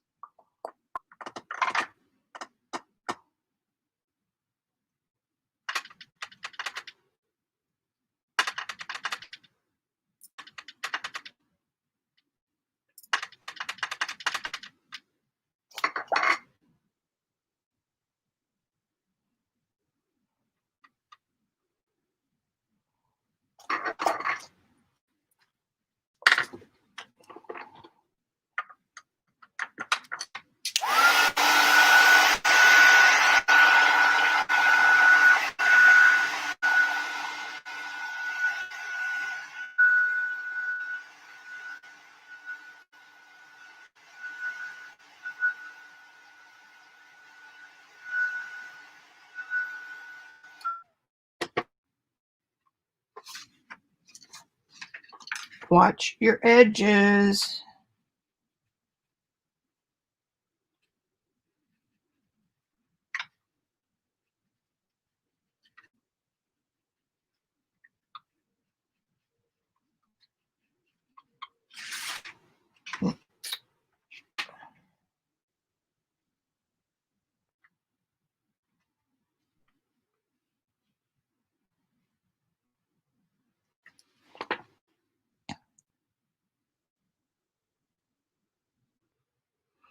Oh man, take that extra 27 and go buy some.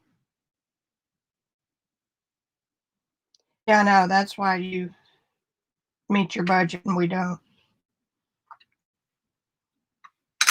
Draw it.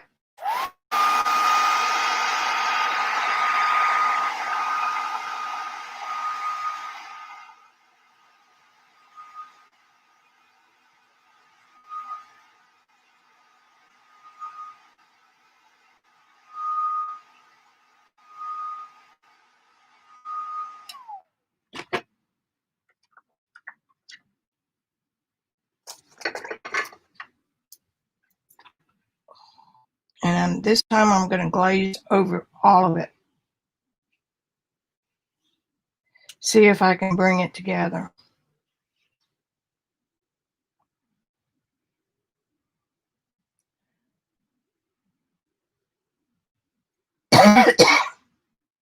I'm really not sick. I really don't have COVID. I think I've told y'all about my mom. Dad just passed away in November. And she's been ignoring the COVID as far as family goes. And they wanted her, they meaning my brother and his wife, wanted her to come to their house Christmas Day. Well, they had already all had their Christmas the day before. But she was going to have her boys from another marriage there. Mother decided not to go. Well, as it turned out, one of the boys had been around somebody the day before who tested positive. And I said, thank God you didn't go. Because at 92, it wouldn't be the best thing in the world for her.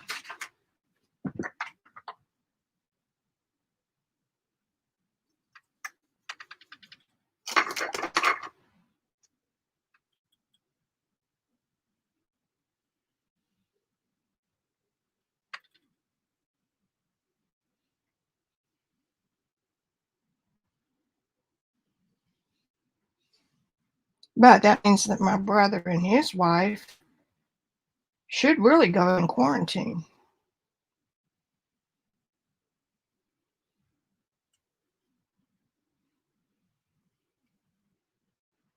Well, I have made a royal mess of this now.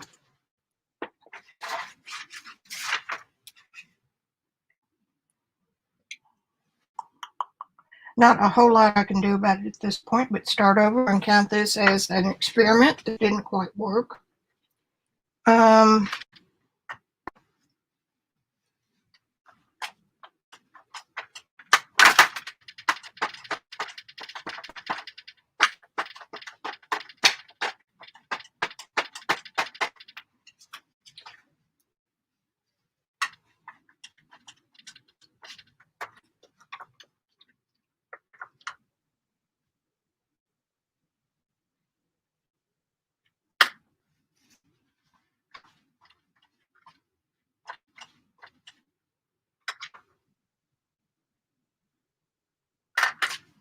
I'm wetting it with a clean brush and then lifting some of it to give it some variation.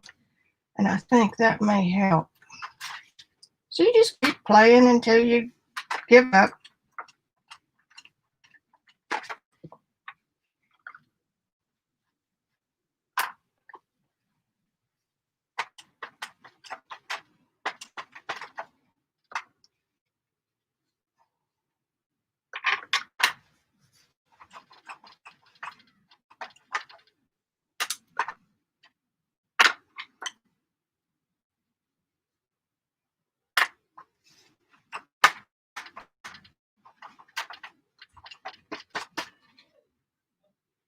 All right, I'm quitting.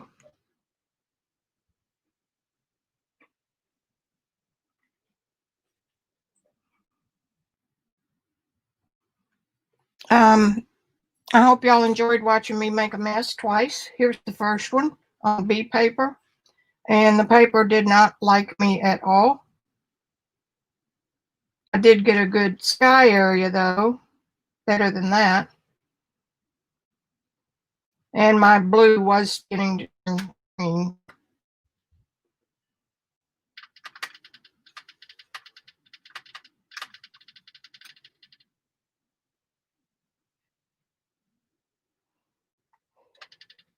I can feel you laughing, Joycey.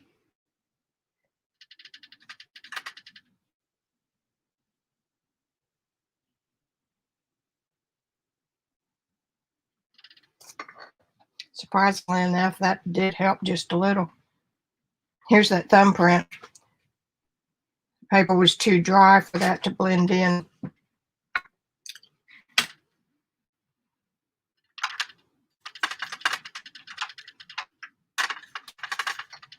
Okay, waterline. And you talk about cold water. You could not even put your foot in. It was like ice. There, that's better. Okay. I love you guys. Nancy, you just amaze me. That is so generous of you. And now I'm going to go. I love you, everybody that's out there in YouTube land. Hope you enjoyed. I hope we caught everybody. I was trying to look to make sure. But anyway, I will see you guys next Tuesday, maybe Sunday if I get busy this week and get the field notes story started. So I've got to do a video first that explains what we're doing and read you the introduction to the story that this Dr. Victoria Brownstone, not sure about the last name, wrote in 1858. So it's going to be fun. All right. Love you. Bye-bye.